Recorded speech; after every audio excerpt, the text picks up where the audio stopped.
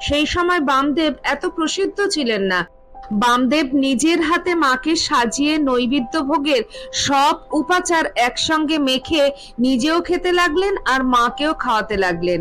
নিজে জল খেয়ে মায়ের মুখেও জল দিলেন। এই দৃশ্য দেখে পুরোহিতরা ক্ষুব্ধ হলেন। তারা ভাবলেন মাকে উচ্ছিষ্ট খাওয়ানো হচ্ছে। বামাকে ধরে চেলাকাঠ দিয়ে খুব মারধর করলেন তারা। বামার দেহ রক্তে ভরে গেল। তিনি টলতে টলতে শিমুলতলায় গিয়ে শুয়ে পড়লেন। রেগে বড়মাকে বললেন, আর তোর মন্দিরে যাব না, আর তোর মুখও দেখব না। তারপর যন্ত্রণায় ছটফট করতে করতে গর্ভধারিণী মাকে ডাকতে লাগলেন।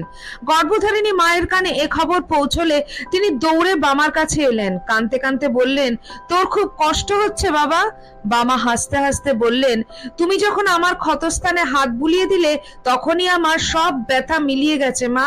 মা অবাক, তিনি তো এইমাত্র এসেছেন।